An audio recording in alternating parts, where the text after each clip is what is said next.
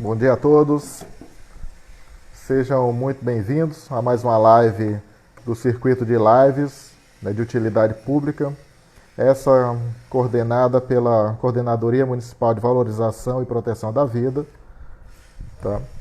Seja bem-vinda, Ivone, né, estamos só aguardando aqui a nossa debatedora chegar, né, e abrindo espaço para que as pessoas possam chegando também, para que a gente dê início a uma live que seja muito útil e que consiga contribuir da melhor forma possível para aprimorar o conhecimento, para tirar dúvidas e para favorecer ao máximo aí, né, toda a população.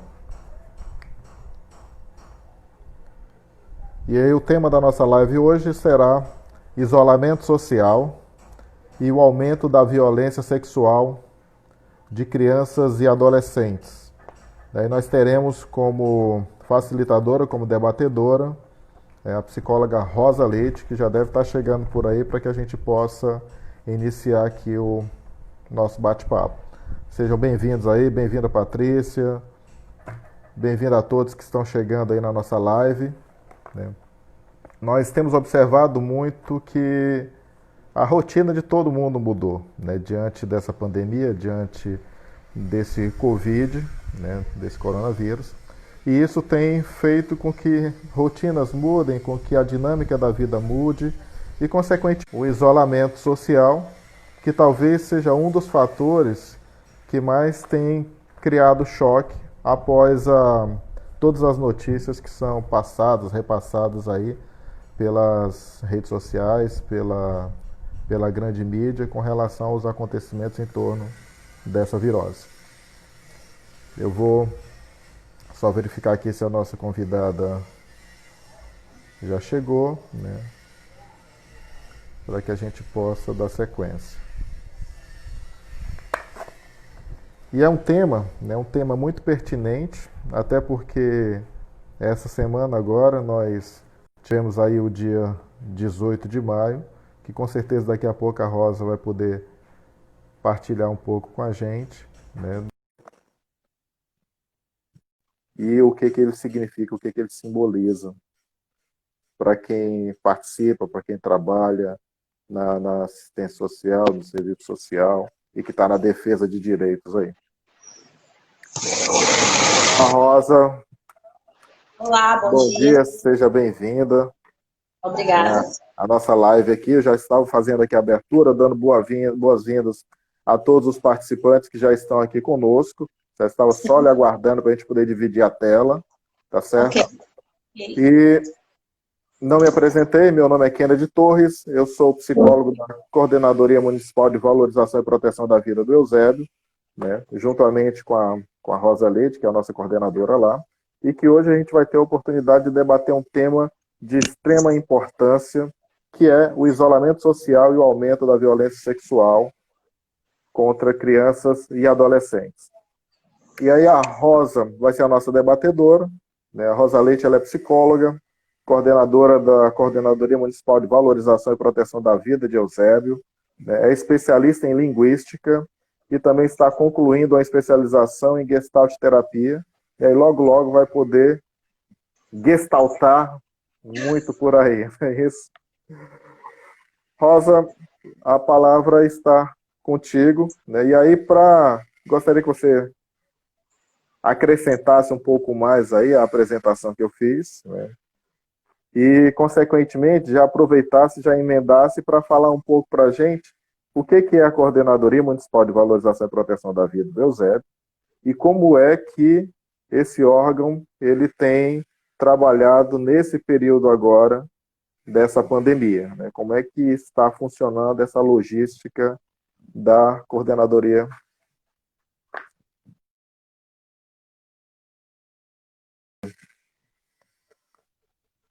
A Rosa acho que caiu aqui, teve algum probleminha aqui com a parte técnica, né? E aí na sequência a gente já consegue resgatá-la. Vamos ver se ela entra novamente aqui. Então, enquanto isso, quero agradecer aí a presença, né? Claudinha, Patrícia, Ivone.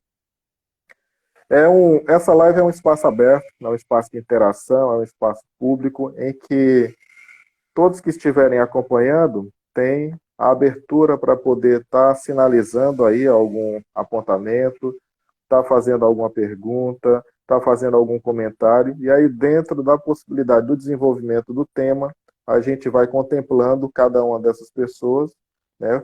E o que não for possível contemplar diretamente, sem dúvida nenhuma, nós vamos deixar aí um canal de comunicação para que isso possa ocorrer, né, fora da live, em um outro momento, até ampliando, inclusive, essa atenção que é possível de nós darmos a toda a população e às pessoas que estão nos acompanhando.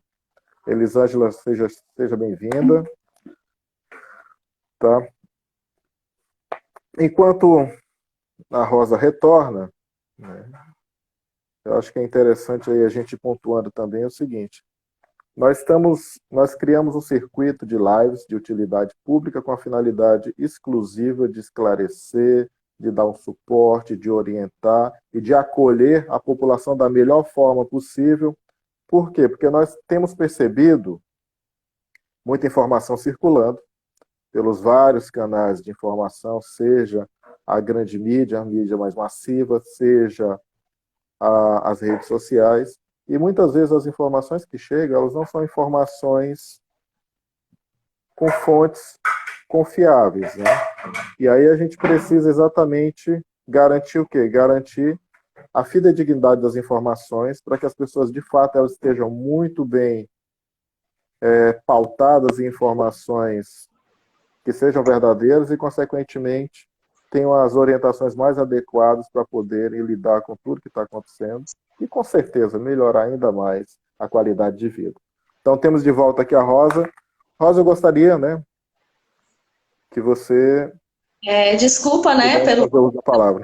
técnica, mas internet acaba sendo um problema algumas vezes, né?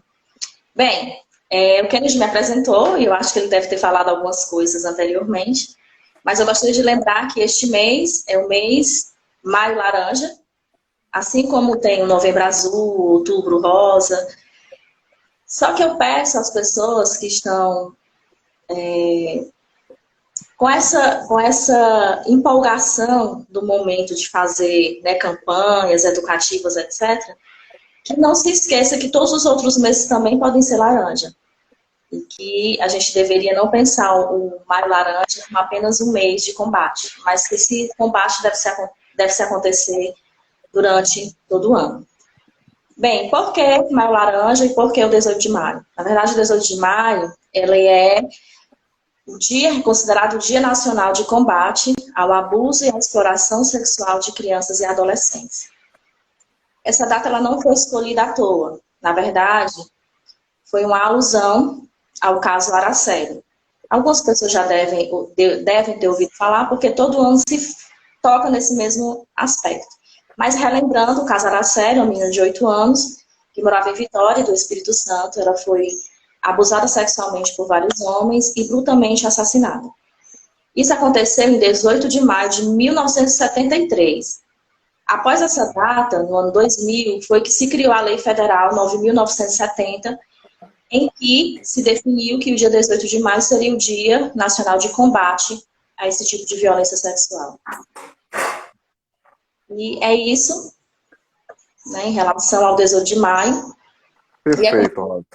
Deve ser, né, um combate diário, não só apenas no mês maio. Excelente, muito, muito explicativo, entendeu?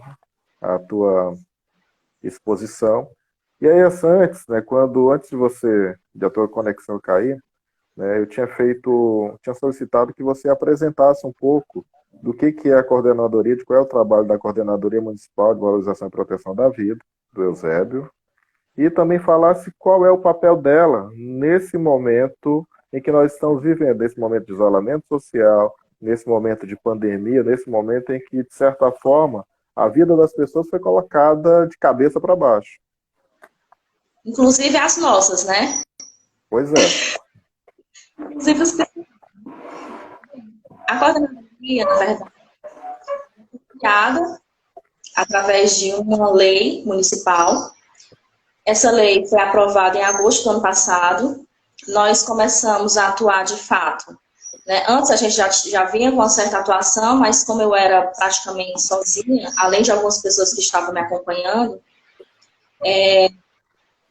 eu só fui ter uma equipe, de fato, de verdade, em janeiro deste ano. A minha equipe é bastante capacitada, eu gostaria aqui de parabenizar a todos eles. Kennedy, muito obrigada, Kennedy, por estar aqui participando da live ao vivo comigo. A Patrícia, que é nossa assistente social, fabulosa. A Anália, a Catinha, todas também maravilhosas. Então, nós somos uma equipe, a Dona Rosa, que é a nossa ajudante, né, do Renda Mínima, que sempre está lá com todo carinho para nos acolher. E agradecer também ao CREAS por a gente ter essa parceria tão de perto, né, a Jadi, principalmente a coordenadora do CREAS. E após essa criação, começamos a perceber que a gente precisava cuidar das pessoas, que a coordenadoria veio no objetivo de cuidar das pessoas que estão em situação de automutilação e risco de suicídio. E são casos que vêm crescendo, não só no município de Eusébio, mas em todo o território nacional e, posso até dizer, mundial. Então, após em pensar em como seria essa estratégia, né, de atendimento, nós preparamos material gráfico, nós começamos a atuar dentro do município, fazendo tomando algumas atitudes, mas aí veio, né, a gente começou a atuar de fato em janeiro, mas vem agora, né, final de março, abril, a questão da pandemia e isolamento social. E nesse período a gente já estava atendendo algumas pessoas presencialmente na coordenadoria, mas veio o isolamento social e a gente teve que se adequar. E aí eu sempre digo que a gente tem que estar preparado a mudanças e tentar se adaptar a certas situações. E vimos a necessidade de fazer o atendimento online, as pessoas que nós já estávamos acompanhando. Só que aí veio o pensamento, por que não estender a população de modo geral? Porque todos estão sofrendo com isolamento social, uns conseguem se adaptar melhor, outros não, mas que todo mundo está passando pela mesma, a gente chama até de montanha-russa de sentimentos. A gente sempre está passando por questões emocionais, como aumento da ansiedade e algumas comorbidades que vêm a partir desse isolamento social. Então, nós temos um grupo de ajuda psicológica, que qualquer pessoa pode Instagram, e após esse acesso, quando você acessa o Instagram, tem uma página,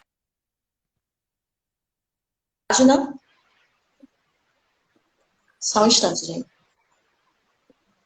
Tem uma página no Instagram, e dentro da página do Instagram tem um link de acesso de ajuda psicológica.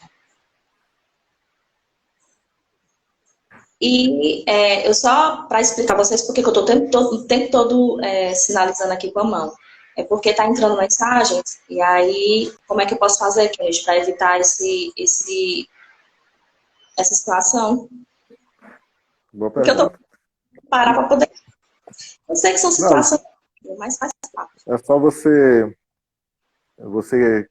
passar o dedinho, entendeu? E arrastá-los para fora, que automaticamente elas saem do contexto da atenção aí que você tem que dar aqui para a tela. Pronto.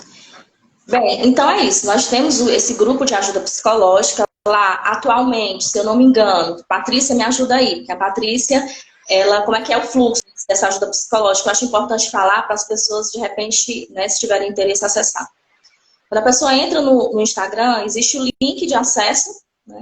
Ah, Rosa, mas tem gente que não tem Instagram, não tem problema. A gente, no final aqui da nossa live, a gente vai dar o telefone da coordenadoria e aí a pessoa pode entrar em contato através do telefone e a gente encaminha para esse grupo. Então, o grupo funciona da seguinte forma. Quando a pessoa entra no grupo, ela recebe as boas-vindas da nossa assistente social, a Patrícia, e uma mensagem de que um psicólogo irá atendê-la para saber qual a demanda dessa pessoa. Então, após esse primeiro atendimento com a Patrícia, é encaminhar privado, que há uma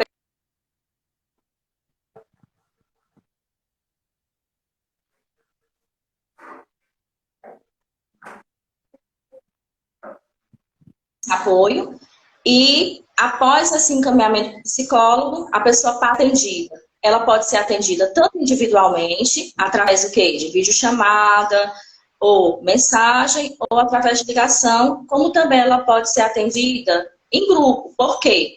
Por que que essa questão do grupo é interessante? Porque quando você coloca suas experiências, né, não falando da sua vida pessoal, mas colocando uma mensagem de apoio, uma mensagem de que está sendo, de como está sendo o atendimento dela com os psicólogos, da ajuda que nós estamos dando. Então, tudo isso fortalece o grupo, né? O nosso grupo é um atendimento psicoterapêutico, mas não deixa de ser terapêutico. Não é uma psicoterapia, mas não deixa de ser terapêutico. Então, nesse grupo, a gente também coloca livro de como ela pode melhorar a ansiedade, de como ela pode melhorar a questão da alimentação, a importância da atividade física, ou seja, a gente dá algumas dicas para a pessoa se manter, né, bem durante o fase de isolamento social. Muito, Se eu Rosa. tivesse um detalhe, Kennedy, pode acrescentar aí, por favor. Tá. Não, excelente. Rosa, a gente está tendo algumas dificuldades um pouco aí na parte da transmissão, né? Então, vou pedir só para você dar uma atenção maior aí com o teu sistema, o teu circuito de transmissão, tá certo? Eu aproveito para dar boas-vindas às pessoas que entraram mais recentemente agora.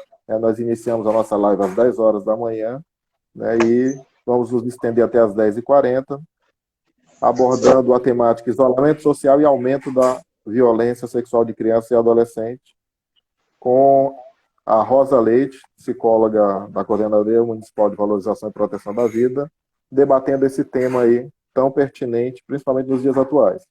Rosa, eu acredito que tem muita gente que tem dificuldades aí de tentar separar, de tentar entender a diferença que existe entre exploração, violência e abuso sexual. Tem alguma diferença que não seja apenas as palavras, assim, a grafia das palavras aí? Sim, as pessoas confundem muito. Na verdade, o abuso sexual, ela está dentro das violências sexuais, ou seja, é como se a violência sexual fosse dividida de duas formas: o abuso sexual e a exploração sexual. O abuso sexual e a exploração sexual tem alguns detalhes, algumas nuances, certo? Então, eu gostaria de saber se realmente está travando, Kennedy. Algumas pessoas Não, estão agora sinalizando que está fluindo travando. bem agora. Agora está fluindo, viu? Pode dar sequência aí. A minha internet, ela está sinalizando que está boa. Aí eu não sei como é que você está vendo aí, Kennedy. Então, mas aqui agora está fluindo. Pode dar sequência, tá? O teu áudio eu não estou conseguindo ouvir. Melhorou agora?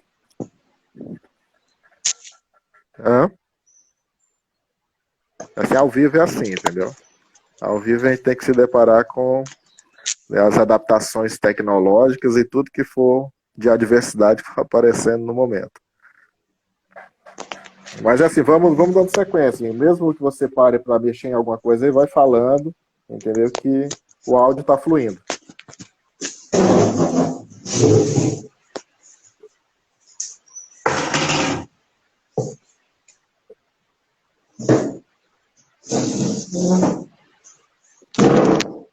Kennedy, está ouvindo? Eu estou ouvindo, está quebrando tudo aí na casa, entendeu? Está me ouvindo? Então, acho que a Rosa está tendo algum problema aí na parte técnica dela, né, mas eu acredito que normalize na sequência. Então, só para sinalizar as pessoas que entraram depois, nós iniciamos a live às 10 horas da manhã. O tema da nossa live é isolamento social e aumento da violência sexual contra crianças e adolescentes, principalmente nesse período agora de isolamento social, tá certo? Um dos elementos que muitas pessoas têm sinalizado nos atendimentos, né, não de uma aí, é que com o isolamento as pessoas tendem a ficar mais tempo em casa. Consequentemente, elas ficam em casa de uma forma muito mais à vontade, e isso acaba também trazendo à tona o quê? o resgate da intimidade e das particularidades das pessoas. E tudo isso, dependendo de como cada pessoa está sensível às relações, principalmente no momento em que você está junto, mas necessariamente você não pode ter um contato tão direto, porque existem vários outros cuidados aí preventivos que precisam ser tomados para evitar o coronavírus, né? E aí é algo que a gente precisa levar em consideração dentro dessa temática que a gente está discutindo aqui. Como é que está se dando, né, essa intimidade, essa sensibilidade mais aguçada entre as pessoas que estão convivendo mais tempo nesses dias de isolamento. Rosa, pode dar sequência, viu? Então, Bem, eu tinha te perguntado sobre as diferenças entre a exploração, violência e abuso. E aí você estava abordando já essas diferenças aí. sim, existe sim uma diferença. Na verdade, a violência sexual, ela é dividida de duas formas, certo? Ela tanto pode ser abuso sexual como exploração sexual. Existe uma diferença entre ambas. O abuso sexual é quando a criança e o adolescente é exposto ou coagido de alguma forma por um adulto para que esse adulto possa sentir prazer. E quando eu falo de adulto, eu não estou me referindo só ao sexo masculino. Eu também estou me referindo a mulheres, porque os abusadores não são apenas homens, são também mulheres. Então, já a exploração sexual é mediante alguma barganha, seja ela dinheiro ou algum tipo de troca ou algum benefício para com esse abusador. Então, a diferença básica é essa. Um outro detalhe que a gente precisa observar é que no abuso sexual, né, na violência sexual, a violência sexual ela nem sempre ela deixa marcas físicas. Então, por exemplo, o abuso ele pode ser, inclusive, um adulto pegar uma criança e assistir vídeos pornográficos com essa criança. Então, isso já se configura um abuso. Por quê? Porque aquela criança, no seu desenvolvimento sexual natural, ela não está ainda preparada para certa exposição. Então, tudo isso causa um dano muito sério a essa criança e a esse adolescente. Excelente, Rosa.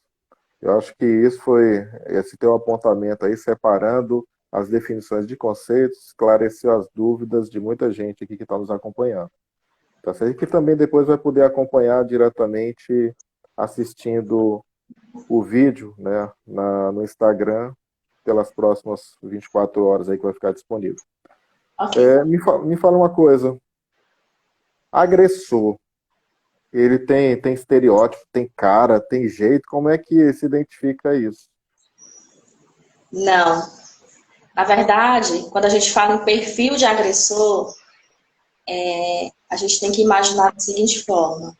Qualquer pessoa pode ser um agressor. Qualquer adulto pode ser um agressor. E eu falo assim, às vezes as pessoas culturalmente acham que, por exemplo, que o idoso ele é incapaz de abusar. Então, às vezes essa relação de confiança, por exemplo, um médico ele pode ser um abusador, um professor, um educador físico, um vizinho.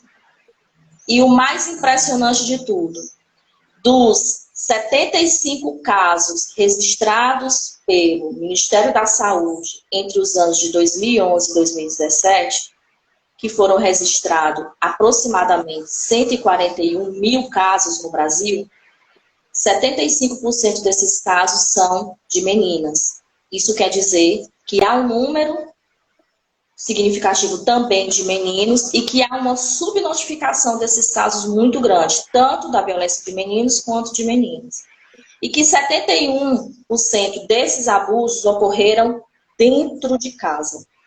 Então, se a gente for pensar no perfil de um abusador, a gente também tem que considerar que esse abusador é também um membro familiar. E o mais triste dessa realidade é que muitas vezes são os próprios pais ou parentes muito próximos, pais, tios, avós, vizinhos, ou seja, qualquer pessoa pode ser essa pessoa que causa esse tipo de violência em uma criança e um adolescente. E é Então a por isso atenção ela tem que ser muito maior, né? Isso, a atenção ela precisa, esse olhar, né, mais meticuloso, esse olhar mais sensível para um risco de abuso tem que ser muito maior. E assim, por isso que é tão difícil identificar e por isso que é tão difícil a denúncia. Porque muitas vezes é um membro familiar que está abusando dessa criança. Perfeito. Me diz uma coisa, Rosa. E como é que fica a cabeça dessa criança? Como é que fica a saúde mental dessa pessoa que sofre algum tipo de abuso sexual? O que você tem visto aí na tua experiência? O que você tem acompanhado? Bem, eu costumo dizer que as consequências, elas são diversas. Eu não tenho como pontuar todas, mas o que a pessoa tem que ficar muito atento, e eu digo isso para os cuidadores, que nem sempre são os pais biológicos, né? Às vezes são avós, ou então é a própria escola, né, que faz esse papel muito bem. E aí eu gostaria de parabenizar os pedagogos, essa semana foi o dia do pedagogo. E muitas vezes a criança denuncia para essa professora, às vezes é a professora a primeira a saber dessa denúncia. E eu preciso dizer para as pessoas que, como são diversas as maneiras que essa criança apresenta de que está sendo violentada, e eu não digo só violência sexual, mas às vezes violência física também essa pode apresentar dentro do âmbito familiar, ela tem mudanças de comportamento. Então, há uma mudança no comportamento dela. Por exemplo, se uma criança era bastante ativa, alegre, gostava de brincar e de repente ela se isola, ela não quer mais brincar, ela não sente mais prazer nas atividades que ela fazia. Ou aquela criança muito pequena, que isso é muito característico que eu vou falar agora, em crianças muito pequenas, que elas passam, elas deixam de fazer xixi na cama, elas deixam de chupar chupeta, e aí de repente ela volta com esses comportamentos infantilizados. Também é um sinal de que possa estar acontecendo algum abuso sexual.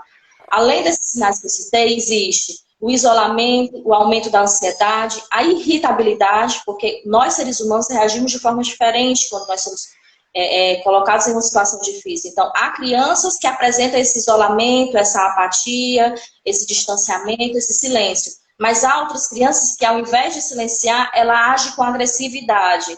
Então, a criança fica mais irritadiça, a criança começa a diminuir o seu rendimento escolar, ela começa a apresentar atitudes sexuais incompatíveis para a idade dela, então uma masturbação precoce, uma fala mais sexualizada, atitudes sexualizadas dentro da escola ou dentro da comunidade. Além disso, existem sintomas muito mais graves, que seria transtornos alimentares, como bulimia, anorexia, sentimento de culpa também está em volta nessa questão da violência sexual. Além de tudo isso, que é algo que nos atendimentos que nós estamos realizando dentro da coordenadoria, o que eu observo é que muitas vezes, quando isso não é cuidado, não é tratado durante a infância e adolescência, ela carrega esses traumas para a vida adulta. Então, é uma frase que eu gosto sempre de utilizar, né? Se você quer conhecer um adulto, investigue a infância dela, procure saber da infância dela.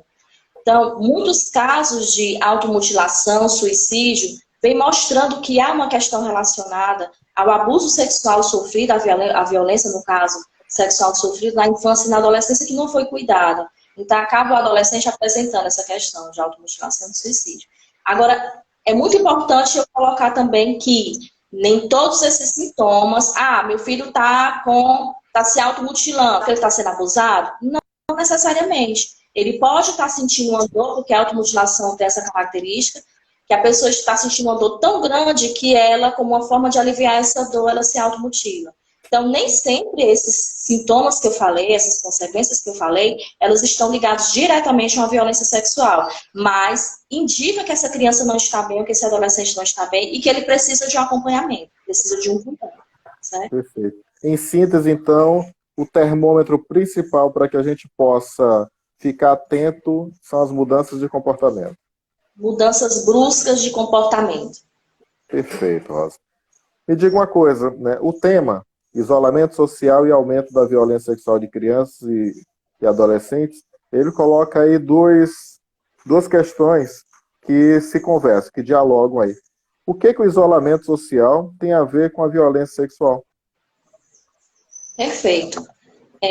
Não é à toa que nós, a coordenadoria, pensamos nesse tema para debater justamente por isso, né? O caso do isolamento social, e aí eu venho colocar uns dados bastante interessantes. A Europol, que é a polícia da União Europeia, ela cita que durante esse período agora, entre 14 a 24 de março deste ano de 2020, o aumento nos acessos de conteúdos pornográficos e downloads de imagens de crianças, né, aumentou consideravelmente. E aí, se a gente for falar assim, eles têm esse estudo, mas se a gente for pensar na questão do Brasil, né, como é que está o Brasil nessa situação, a gente pode também perceber esse aumento. Inclusive, algumas capitais, eu lendo sobre isso, algumas capitais mostram esse aumento considerável de casos de violência sexual. Agora, um detalhe. Eu li um texto falando o seguinte, que essa violência ela só vai ser mesmo vista de forma real pós-pandemia. Então, pós-pandemia, vai haver um aumento considerável de denúncias. Por que, Rosa, aumento considerável de denúncia? Porque, na verdade, essa criança, esse adolescente, ela está dentro de casa e muitas vezes juntamente com o agressor 24 horas. Então, ela não tem como sair de sua casa para poder fazer a denúncia. Então, não vai ter mais a escola, né? A escola é um fator essencial para essa proteção dessa criança. Então, é muitas vezes na escola que ela vai se sentir muito mais protegida do que dentro de casa. E é interessante assim, poxa, o local que deveria dar proteção muitas vezes não dá. Então, nem sempre estar em casa é um lugar seguro para uma criança e um adolescente, infelizmente. E aí, após pós-pandemia, essas crianças vão ter acesso novamente à escola, vão ter acesso aos vizinhos. E aí, vai ser o momento que ela vai se sentir talvez mais confortável e mais segura em falar. Por isso que vai haver um aumento considerável. Mas, e é importante assim, como eu falei, desse aumento de acessos pornográficos a conteúdos infantis, né, pornografia infantil, durante esse período é muito importante que os pais e os cuidadores estejam atentos a essas crianças, porque é um momento em que o acesso à internet está muito mais recorrente. Então, muitas vezes essa criança passa a maior parte do tempo, e ainda mais assim, está tendo as aulas online. Né? Eu lembro que você fez uma live ontem, né, Kennedy, falando sobre essa questão da tecnologia, das mídias, a favor desse momento, em favor desse momento de isolamento social. Então, esse uso de tecnologias nesse momento precisa ter um acompanhamento muito de perto dos familiares ou dos cuidadores. Por quê? Porque a criança, muitas vezes, ela tem acesso a esse conteúdo e os pais não sabem, ou muitas vezes não sabem o que a criança está acessando. Muitas vezes entram em páginas de conversa, né? Entra, por exemplo, no WhatsApp, no Facebook, e aí começa a conversar com pessoas que ela não conhece. Então, há um risco muito maior e os pais têm que estar muito atentos a esse momento em relação à criança. E permitir que essa criança fale, porque o diálogo ele é fundamental. Então, não adianta, muitas vezes, pela atitude coercitiva, pela atitude de autoridade, durante a educação dessa criança, ela pode vir a não falar dos seus sentimentos por medo do que o pai vai fazer, com medo do castigo, com medo dos pais não acreditarem, ou com medo dessa briga e desse castigo em relação a esse cuidador. Você traz um elemento, Rosa. Desculpa interromper. Famílias, né, de que estejam atentos às mídias e estejam atentos, inclusive, dentro de casa. Há um relato, né, Rosa, mas uma pessoa chegou para mim e falou: Rosa, mas dentro de casa, muitas vezes a mãe está mais presente, então ela vai estar mais presente essa criança e o abusador não vai chegar perto dela. Nem sempre, gente, assim como a gente está tudo assim, com ansiedade à flor da pele, essa mãe também muitas vezes está precisando de cuidado. E aí ela tem que cuidar da casa, ficar atenta à atividade dessas crianças, dos filhos, e aí muitas vezes não tem esse olhar atento para a criança, né, em relação a esse abusador. E às vezes a mãe nem sabe que, por exemplo, o padrasto ou o pai está abusando do filho. Então, é importante ter esse cuidado e estar atento a essa criança e adolescente. Você traz um ponto aí, entendeu, extremamente estratégico já em relação à própria forma de prevenção, né? Que assim, quanto mais os pais, os adultos, gerenciarem o uso das tecnologias, aí, o acesso, a forma como se dá e o que tem sido acessado, já vai ser aí um fator de proteção e um fator de prevenção de outros riscos. Até porque, assim, o abuso em si, né, essa violência, necessariamente, ela não precisa ser física. Ela Não, pode passar por um processo de aliciamento contínuo até chegar numa concretização física de fato, né?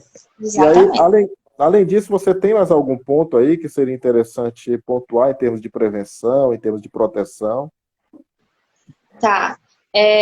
Eu falei em relação à escola como um fator de proteção, né? Um lugar que teoricamente dá essa sensação de proteção à família.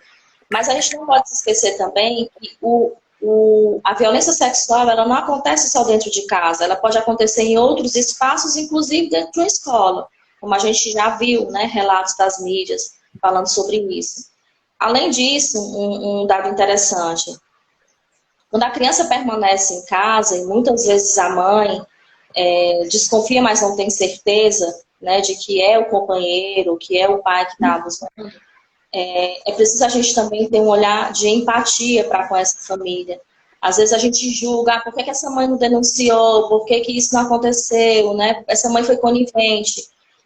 Muitas vezes, se o abusador ele age dessa forma como você falou, Kennedy, de tentar conquistar essa criança, porque muitas vezes a forma como esse abusador chega até a criança, ele não vai com agressão. Ao contrário, ele vai tentando conquistar a família, ele vai tentando conquistar a criança, às vezes com presente, às vezes com carinho, muito atencioso com a família, etc. E aí essa criança acaba se sentindo mais atraída por esse agressor, por conta dessa forma de atuar, né, de persuadir. E, às vezes, por essa forma ser bastante carinhosa, a família muitas vezes não percebe que há algo diferente, que há algo errado. Né? Eu já fiz atendimentos no CREAS em que, na época que eu trabalhava lá, em que a criança ia a uma casa de um coleguinha, de uma coleguinha, e era o pai da coleguinha que a abusava. E nesse momento, os pais dessa menina não queriam, né, que ela deixasse de ir à casa da colega, porque já tinha criado um vínculo familiar e de amizade com essa família muito grande. E a criança o tempo todo sinalizava que não queria ir, mas por medo de perder a amizade da coleguinha, acabava aceitando ir. Então é muito importante estar atento a isso e não ter esse olhar de julgamento para com essa família, porque Deixa eu existe só todo. fazer uma interrupção rápida, Rosa. Nós já estamos caminhando para o final da nossa live, né? O tema está muito produtivo, está muito gostoso, mas eu gostaria que, já caminhando para esse encerramento, você pudesse partilhar com as pessoas que estão nos acompanhando, até para ficar registrado aí, o seguinte: onde e como denunciar e buscar cuidados ou socorro para as pessoas, para as crianças, para os adolescentes que são vítimas disso, tá certo? E na sequência já, nós temos mais 3 minutos, na sequência você já pudesse também fazer as suas considerações finais, tá bom? Ok. Bem, existem alguns canais, porque a grande preocupação da maioria das pessoas, e eu digo que do Conselho Tutelar, do CREAS, mas de toda a sociedade civil nessa proteção a essa criança e adolescente, mas muitas vezes as pessoas chegam para a gente e dizem assim, mas como que eu vou denunciar? Eu conheço a família, né? Eu não posso denunciar porque vão saber que sou eu. Então, existem canais que você pode denunciar sem necessariamente dizer quem é você. E aí eu gostaria de deixar aqui o recado, como por exemplo, o Disque 100, que é ligação gratuita a nível nacional. Então, você pode ligar para esse número, fazer a sua denúncia sem necessariamente se identificar. Existe também uma coisa que eu descobri recentemente, eu achei muito interessante, vale a pena ter, vale a pena baixar, é o aplicativo Proteja Brasil. Você baixa no seu celular, lá o Proteja Brasil, ele vai ter o acesso a todos os órgãos de proteção da cidade em que a pessoa mora, então ela pode ter lá o acesso a o número de telefone e endereço desses locais, e ela pode fazer a denúncia gratuitamente também através desse aplicativo. Uma outra coisa também é o Conselho Tutelar da cidade. Então, o Conselho Tutelar da cidade de Eusébio, ele está 24 horas né, Rosa, buscando eu proteger só te essas famílias. interromper porque a live com certeza vai encerrar agora, né? Eu já coloquei os contatos aí. Quem precisar, pode acessar esses contatos, inclusive da coordenadoria, para que a gente possa dar maiores informações. E já aproveito, entendeu, para agradecer a presença de todas as pessoas que puderam visitar, vir aqui, partilhar, interagir com a gente. Tá? E eu espero que nesse pouco tempo de conversa, de bate-papo, tenhamos conseguido aproveitar bem aí e transmitir uma informação de força, de orientação positiva para a vida de todas as pessoas, tanto que diretamente estiveram aqui conosco, como também com o canal aberto, tá bom? E Só aí eu completar, vou encerrar, mas pode concluir o telefone o, a sua fala. lá, colocaram aí, que é o 32605111, o Disque 100. Através do Conselho Tutelar, pode ser acionados outros órgãos de proteção, como o CRES, Ministério Público, Delegacia. Eu gostaria muito de agradecer, né, a oportunidade de estar conversando com você. Outras lives vão acontecer. Espero que as falhas técnicas não se repitam, mas infelizmente foge ao nosso controle, a internet. E eu gostaria que as pessoas não tivessem medo de denunciar e evitar revitimizar essa vítima. Porque muitas vezes essa criança, ela fala na escola, fala no conselho tutelar, fala no CRES, fala na delegacia, então a gente precisa dar ouvidos ao que essa criança está falando e proteger de uma forma ética, para que essa informação ela não, porque é uma informação sigilosa, ela não possa vir a ser repassada para outras pessoas que muitas vezes não vão conseguir ajudar essa família. Então, que a criança possa falar e que ela possa ser encaminhada de fato a esses órgãos de proteção. Muito obrigada, gente, por tudo. Então, eu que agradeço a tua participação, agradeço a oportunidade de a gente poder estar fazendo essa contribuição social aqui, né, de utilidade pública, e sem dúvida, no decorrer dos próximos dias, estaremos aí divulgando outras lives, outras ações que serão feitas para contemplar da melhor forma possível as necessidades da população. Tá? Muito obrigado a todos, obrigado, Rosa, mais uma vez, e que Deus possa abençoar cada vez mais a vida de cada um de nós.